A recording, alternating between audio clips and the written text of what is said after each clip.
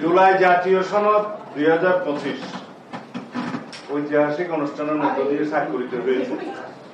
সেই সনদে বিভিন্ন রাজনৈতিক দলের বিভিন্ন দফায় কিছু নোট অফ ডিসেন্ট আছে। সেই নোট অফ ডিসেন্ট গুলোর ক্ষেত্রে বলাও আছে সনদে যে দলগুলো যদি নির্বাচনী ইশতেহারে উল্লেখ করে জনগণের ম্যান্ডেট পায়, নোট অফ ডিসেন্ট গুলো তারা সেইভাবে বাস্তবায়ন করতে পারবে। এখানে আমরা 100% একমত। এখনো আমরা সেই জায়গায় আছি এবং আমরা স্বাক্ষরিত সনদের বাইরে নাই। কিন্তু যেভাবে জাতীয় ঐকমত্য কমিশন সরকারের কাছে সনদ বাস্তবায়নের উপায় সংক্রান্ত যে সুপারিশ প্রদান করেছে, তার মধ্যে নোট অফ ডিসেন্টের অংশগুলো উল্লেখিত নাই, একদম নেই। শুধু প্রস্তাবগুলোর ব্যাপারে 48টা দফা দিয়ে তারা একটা তফসিল করেছে। সেই তফসিলের প্রস্তাবগুলো সম্পর্কে গণভোটের প্রস্তাব করেছে।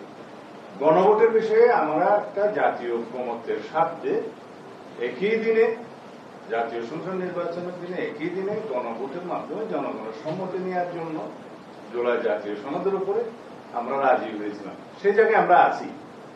এখন এই স্বাক্ষরিত সনদের বাইরে গিয়ে কোন কোন রাজনৈতিক দল জুলাই সনদ বাস্তবায়নের জন্য যে অযৌক্তিক এবং নতুন নতুন ইস্যু করে যে আন্দোলন করছে, সেই ব্যাপারে তাদেরকে বক্তব্য প্রদান করতে পারেন। এর বাইরে আমরা সনদে স্বাক্ষরিত যে বিষয়গুলো আছে তার বাইরে যদি সরকার কোন সিদ্ধান্ত নিতে যায়, সেটা কোন রাজনৈতিক দল যারা সনদে স্বাক্ষর করেছে তাদের উপরে কোনো দায় দায়িত্ব বর্তাবে না বা মানতে বাধ্য নয়। এই মেসেজটা দেওয়ার জন্য আজকে আমাদের এই সংবাদ সম্মেলন। সাংবিধানিক আদেশ যেটা জারি করা, আপনারা রাষ্ট্রপতি জারি তবে এই পক্ষে ছিলেন, অন্যান্য দল দাবি করছে যে প্রধান উপদেষ্টা করবে। আপনি ওই জায়গায় অবস্থান দেখতে আদেশের বিষয়ে আমরা স্পেসিফিক কোন প্রস্তাব এরকম দেইনি যে আদেশ কে জারি করবে। আমরা একটা সাংবিধানিকতার মধ্যে আছি। সাংবিধানিকভাবে এই সরকার শপথ নিয়েছে, সবকিছু আইনানুগ ভাবে চলছে। তা এখন কোন অধ্যাদেশ জারি করার ক্ষমতা এই সংবিধান অনুসারে রাষ্ট্রপতি। যদি কোনো আদেশ জারি করতে হয়, সেই আদেশের মর্যাদা যদি আইনি হয়, সেই আদেশ জারি করার মতো কোন সাংবিধানিক অবস্থা বাংলাদেশে নেই। কারণ প্রেসিডেন্ট অর্ডারটা জারি করার একটা বিধান এক সময় ছিল, যতদিন পর্যন্ত বাংলাদেশের সংবিধান গৃহীত হয়নি। আপনারা সবাই জানেন সেরকম পিইউ অর্থাৎ প্রেসিডেন্ট অর্ডার নিয়ে তখন রাষ্ট্র চলত।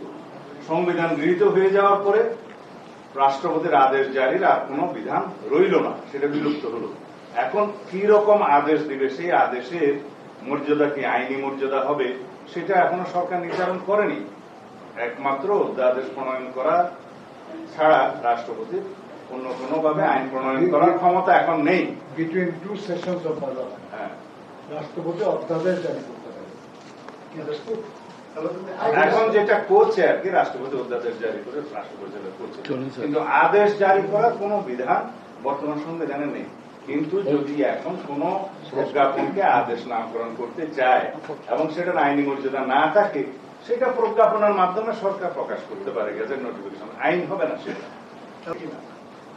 সেটা সরকার যদি আলোচনার জন্য আহ্বান জানায়, সেই ক্ষেত্রে আলোচনার সুযোগ থাকতে পারে, রাজপথে তো নয়।